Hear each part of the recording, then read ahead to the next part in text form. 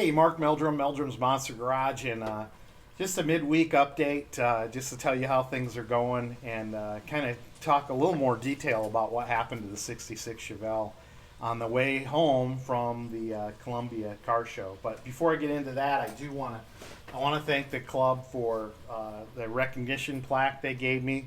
Northern Ohio Chevelle Club, thanks you for your years of service. We've been in business for about 15 years now. Mark Meldrum from all your friends at NLCC. Thank you very much for that award. I was humbled. I was up there taking pictures of everybody and really didn't expect any type of award that day. And the guys also gave me a model of my convertible. Very nice. I've got that in the office right now. But thanks a lot. I truly, from the bottom of my heart, appreciate the recognition here, and truly have loved all the work we've done with Littlest Heroes, and also for Toys for Tots with our show coming up. But hey, update on the 66 Chevelle. Basically, I'm going down the road, a little story here, and the thing is just running for the most part very good. I'm having a little trouble when I come up to a stoplight. She wants to stall, but if I keep my foot ever so slightly on the gas, she's fine.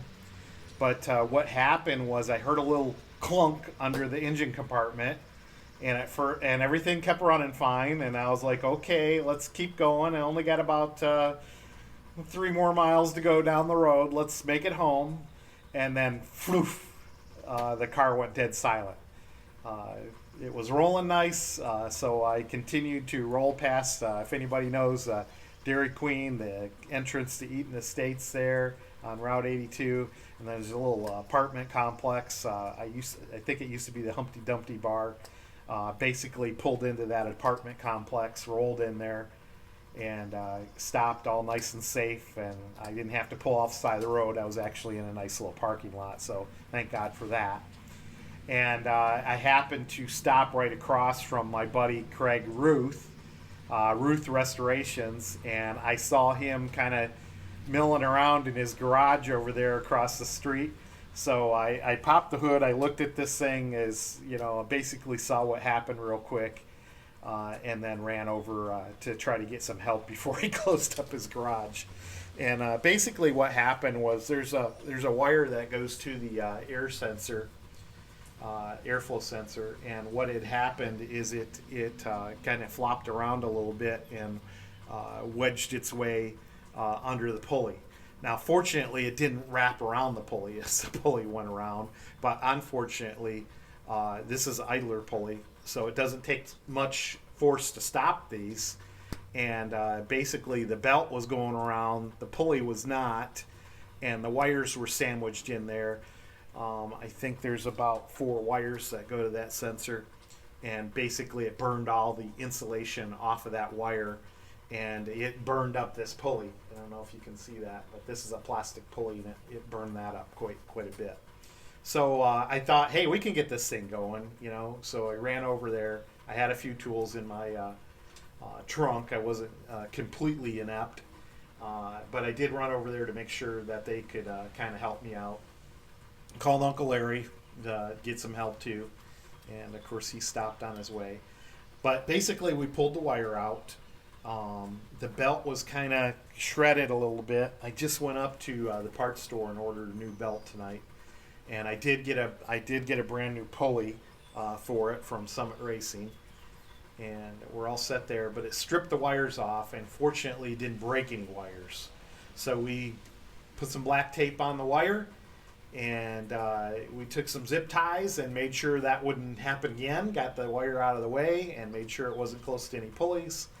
The belt didn't break in half, but it was shredded pretty nice, but it still was good enough. I tell you, I felt like the guys from Roadkill Garage. You know, they're always fixing things on the road. And that's to be expected when you got, you know, something that's, you know, you do yourself, and not many people are there. There's no directions for this, so you kind of got to figure things out on your own. And like I said, Craig and his buddy there, we wrapped the wires up, we got them out of the way, we got the belt back on the car, went to start it up, and it didn't start. And I was like, oh boy. but when I did turn the key, I didn't hear the fuel pump come on, so a little light bulb went off in the head, and I said maybe the fuse went on the fuel pump, and sure enough, I pulled the fuse, and the fuel pump fuse had gone. And I've got that. Actually got a little fuse block with modern fuses tucked under the dash next to the regular fuse block, just for the engine. So those guys ran back across the street. They got me a fuse. I popped it in, and she fired right up and didn't leave me stranded this time. So, like I said, she's still running good, and we'll get a new belt. We'll get these wires routed correctly so that this won't happen again. But hey, this is all part of the working all the bugs out, and that's it. That's my story for tonight, and we'll be back on the road. We'll be back. I've been farting around with the Cobweb 69 Chevelle this week. Pretty boring stuff, just scrubbing and painting and all that good stuff, getting the engine compartment ready before we pop the 396 back in there. So, yeah, that's what's going on with Meldrum's Monster Garage. Thanks again for the recognition, and we'll see.